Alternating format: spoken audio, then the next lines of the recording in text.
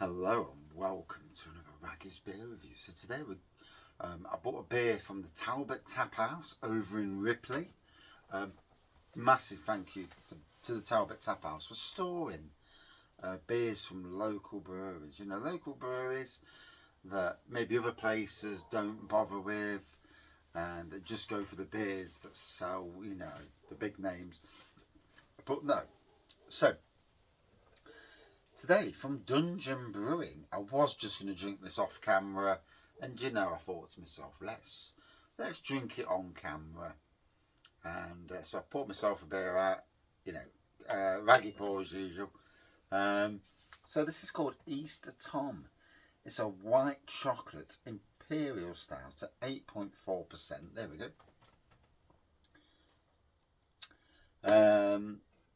On the back it says, oh yeah, there it is. Couldn't see my magnifying glass then. That's bad, isn't it? A special beer for a special occasion. An indulgent Imperial Stout.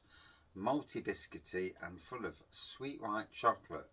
A treat at any time and especially at Easter. And yeah, brewed by Dungeon Brewing by Mark and Nat. Please pray to God I've got the lady's name right. You know, they're both lovely people. We were at Robin the Beer Festival last year, did a few beer reviews with the good people as well. So here we go. I'm not drinking it all on camera because I want to drink the rest off camera. But as you can see, it's got a lovely head on it. 8.4%. Big, decent head for an 8.4% to be fair. I've just poured a bit because the rest I'm saving for later. You know how it cooks. That and I've already just done a beer review, so you know, got to be careful. Don't want no bollockings off the Mrs. Raggy. So it's a lovely black pour with that tan head.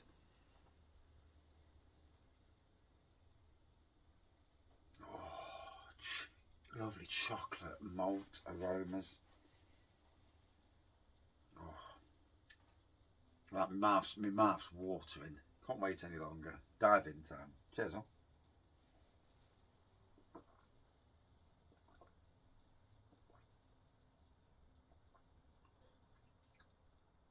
Now I'm drinking this at room temperature.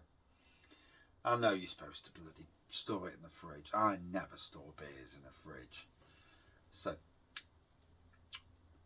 a bit livelier than probably what it would have been if it had come out of the fridge, because the fridge killed the liveliness. But yeah, it's looking good in it. Look at that. Oh, smells amazing.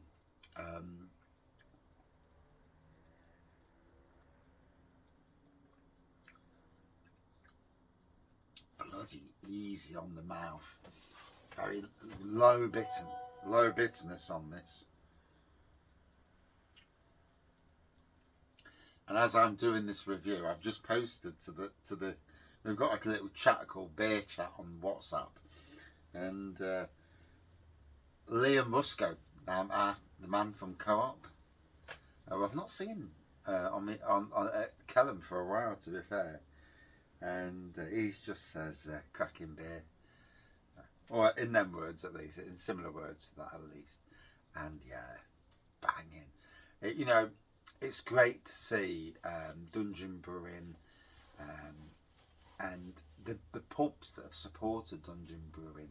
You know, the Cockanoop in Nottingham, Talbot Taphouse, Smithfield, and many others as well. I can't remember the others, you know. My brain can only hold so much information in a day. Yeah. If you work with the idiots I work with, yeah, there's only so much. I get to the stage, it's like, oh God, just filter that away, filter it away. Yeah. So I'm at work tonight, and I'm the van broke down the other day, and I was at work till 8 o'clock. Yeah, and I was fuming. So I've given him a nickname of Dumb and Dumber now because it's just comical.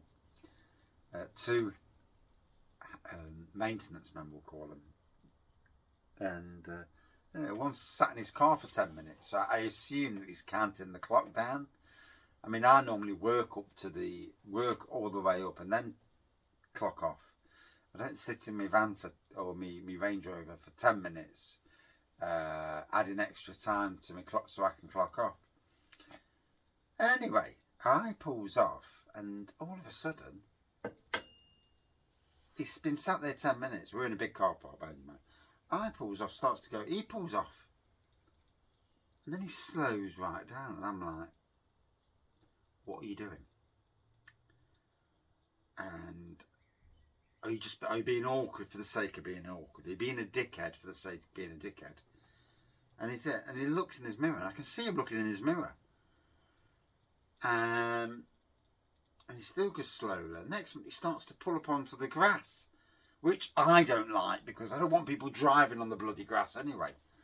And I drive past him, and I think to myself, what was that about? What are you doing? Anyway, I drives up to the end of the drive. It takes like 5 minutes to get off the drive sometimes. And then all of a sudden, he's behind me. And I have no idea what he was doing. Was he trying to intimidate me? If he was, he's very much mistaken. And yeah, I come from a very different background, and that sort of intimidation is not going to get you nowhere, because it will backfire. At the first opportunity, it will certainly backfire. But you know, sometimes in the world, you look at people and you think, what the hell was that about? Was he trying to clock out and he couldn't clock out, and all of a sudden he's moving off? And yeah, because we're all on digital clock outs. But if the boss was watching the camera, he would think, what the hell was he doing? And if you put 2 and 2 together and he's going like that, I will bring it up with the site manager of the other site on Monday when she's back, and just tell her and just say, I ain't got a clue what that was about, but it was weird. If I was looking at it, I'd think he's being a prat, and he's intentionally blocked me and then going slow. Had he done it a second beforehand and I realised he was being a dick, I'd have flipped the car around, reversed, and gone out the entrance, and I'd have been laughing at him all the way to the entrance. Yeah, strange one. There are strange people in this world. Anyway, so back to the beer.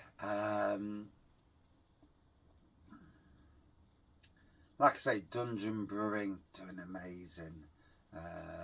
Both Mark and Crouch Brew Company, again, they're both doing really well. Both Derbyshire breweries, you know, being a Nottingham person, yeah, but I support all the people.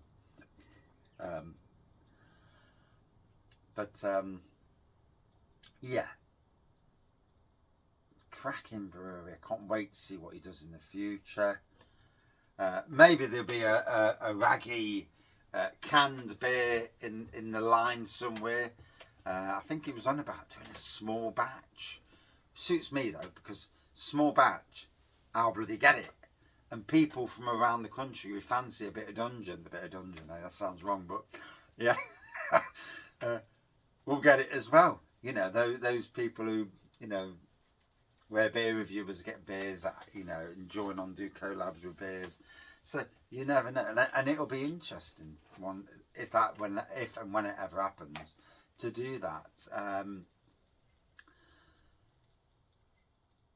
So anyway, 8.4%. I'm sure that can's making a noise. I can hear some of it, but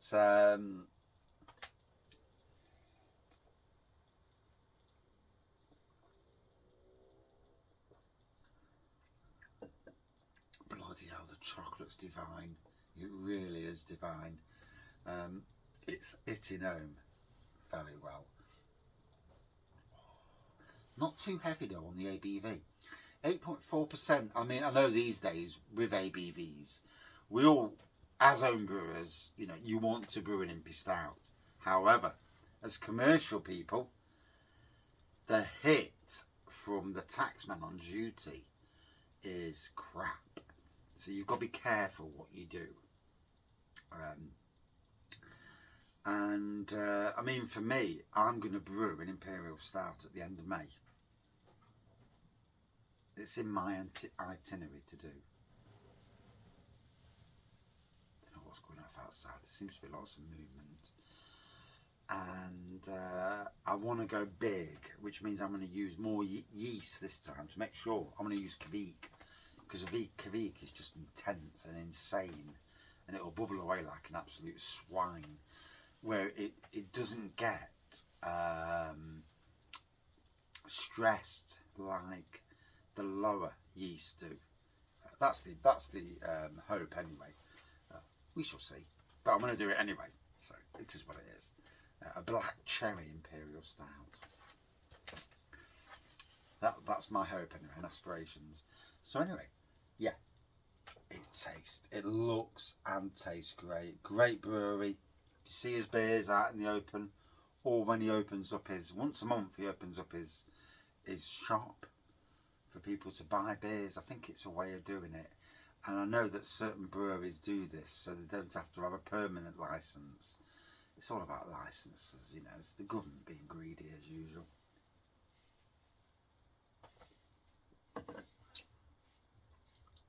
It's tasting bloody lovely though. And obviously these days I'm not giving scores, done away with the scores, evolving all the time, but that was nice. Dungeon Brewing, whoa, get in. Cheers all.